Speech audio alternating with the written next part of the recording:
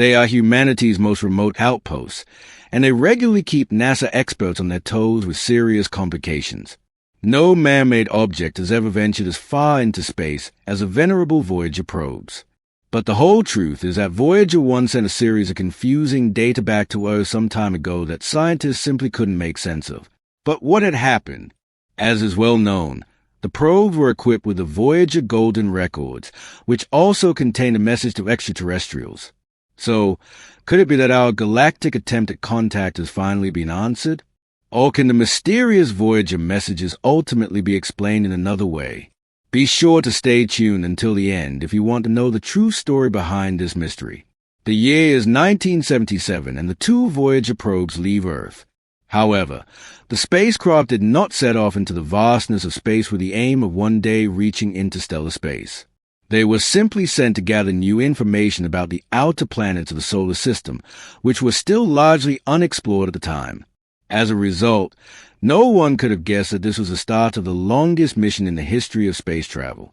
And since, as mentioned above, our knowledge of the planets was still quite limited, the program did not even have a fixed research focus. Instead, the probes were deliberately given broad objectives in advance. These included analyzing the atmospheres of Jupiter and Saturn, but also to examine the moons, magnetic fields, and composition of charged particles and plasma in detail. And if everything had gone according to plan, the Voyager spectacle would have been over after just 5 years. But today we know that the pair of probes ultimately exceeded their originally predicted lifespan.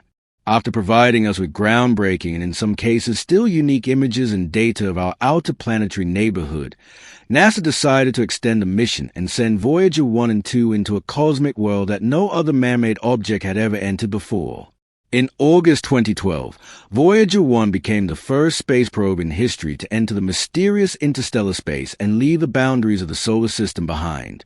Voyager 2 followed 6 years later. And while the flying old-timer is now 20 billion kilometers away from the Sun, its identical sister probe has even put 25 billion between itself and our host star. The overarching goals of the Voyager interstellar mission include investigating the Sun's magnetic field, analyzing solar wind and cosmic radiation, and exploring the helipause, the outer boundary of the Sun's sphere of influence. In other words, the Voyager probes are giving us direct insight into a cosmic area that was previously a great unknown to us. And this is the puzzling part. Not all Voyager data is always so revealing. Quite the contrary. Some time ago, experts were confronted with a series of messages that simply did not make sense and immediately sparked the wildest speculation. Inexplicable data chaos. 3 years ago, Voyager 1 suddenly began sending strangely chaotic telemetry data gibberish back to Earth, which initially left experts completely baffled. What was particularly confusing was that initially no source of interference for the faulty data could be identified. Although the information from the attitude control system suggested a system failure, unfortunately, this did not correspond with the fact that the probe was otherwise functioning smoothly. It continued to transmit data from its scientific instruments and responded as usual to command from Earth. Specifically, the Attitude Articulation and Control System, AACS, is a fundamental component that performs a number of basic tasks. These include aligning the powerful main antenna, which must always point precisely toward Earth in order to maintain communication with Voyager 1 across enormous distances. While Earth-based scientists use this radio link to send commands to the space probe, the probe uses it to send data it has collected back to our blue home planet. Well, actually, but since, as mentioned, the data has been reduced to a meaningless jumble. The first thought was that Voyager's main antenna was no longer pointing towards Earth. But that wasn't the case. The signal strength of the radio connection remained high. In the weeks that followed, NASA experts worked flat out to find the source of the error, and the Internet used the time to come up with some, well, astonishing theories about Voyager's chopped-up data salad.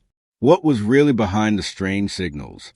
As mentioned at the beginning, the ancient probes are also carrying a very special cargo, 2 gold-plated copper records which serve as a kind of cosmic greeting message to extraterrestrial life forms. The Voyager Golden Records are intended to convey the diversity of life and culture on Earth. To this end, They contain greetings in over 50 languages, music from different eras, earthly nature and everyday sounds, and dozens of images. However, simply finding this sign of human life would be far from enough for a hypothetical alien civilization. First, they would have to decode the records using the instructions on the protective cover. These use binary representations and information about the hydrogen atom as a unit of time to enable decryption. If they succeed, however, the finders would know that there is a planet called Earth out there that has produced the most amazing creatures. Unfortunately, this could also turn out to be a great danger. Since the golden records also reveal our position in the universe, it would be easy for a hostile civilization to use the information served up on a silver platter to prepare a devastating invasion. Fortunately, this scenario remains just an unpleasant thought experiment for now. Partly because 3 years ago, no warlike aliens were involved in the data chaos surrounding Voyager 1. Contrary to adventurous speculation, the probe was not reprogrammed and sent back to us with a declaration of war in its luggage. But then what was the problem? Well, to cut a long story short, NASA engineers first discovered that the attitude control system was actually working perfectly, except for the fact that it was mistakenly trying to send telemetry data to Earth via an onboard computer that had long since stopped working. As a result, the data arrived as meaningless junk. And after the error had been identified, NASA used the radio antennas of the Deep Space Network to instruct the AACS to send the data back to the correct onboard computer. This was successful, but the question remained as to what had caused the attitude control system to default to the wrong computer in the first place. The answer ultimately lay in the flight data subsystem, a computer that packs the data into packets before sending it to Earth. As it turned out, 3% of the memory was defective, and it may have been a single chip that caused the agonizing chaos. This could have been hit by a high-energy particle or simply worn out of extraterrestrial worlds and mysterious signals. But if we pick up the golden records again at this point and turn the cosmic tables, a question inevitably arises. Could it be that signs of life or messages intended for us have already been picked up? Well, if you're even remotely interested in the subject, you will have heard that the James Webb Telescope recently made a sensational discovery proving that a molecule exists on the water world K2-18b that is produced exclusively by living organisms on Earth. More specifically, it is dimethyl sulfide and or dimethyl disulfide. However, it's not yet clear whether this necessarily means that K2-18b has given rise to life. Experts are currently investigating whether it's possible that the supposed biosignature could have been created by abiotic means. And until this question is answered, we still have some time to flip back the calendar to the summer of 1977. And remember that this was not only the year Voyager was launched. Astrophysicist Jerry R. Ehrman also recorded a remarkable narrowband radio signal at that time, which continues to keep experts in suspense to this day. And the following shows why the American uttered an "or" at the time.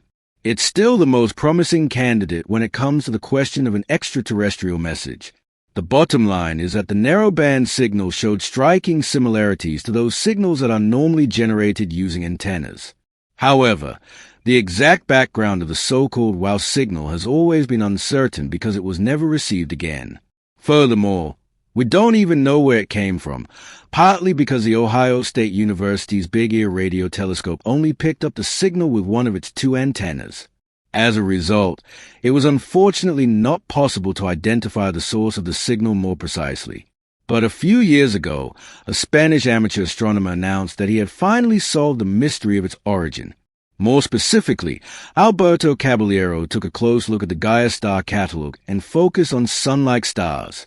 No wonder, since the only life we know of in the universe orbits around such celestial body. And the bottom line is that the Spaniard came to the conclusion that the wow signal most likely originated from the region around the star with this unwieldy scientific name, 2-19281982-2640123. This is located around 1,800 light-years away from us in the constellation Sagittarius. And according to Caballero, it meets all the criteria for serving as a central star for life-friendly planets. And on one of these, an extraterrestrial civilization could have flourished, sending a strong radio signal into space and thus perhaps deliberately attempting to make contact with other worlds and life forms. And if you click on the subscribe button now, you'll never miss another video from us. So click on the thumbs up and subscribe to stay up to date from now on. We'll see you soon.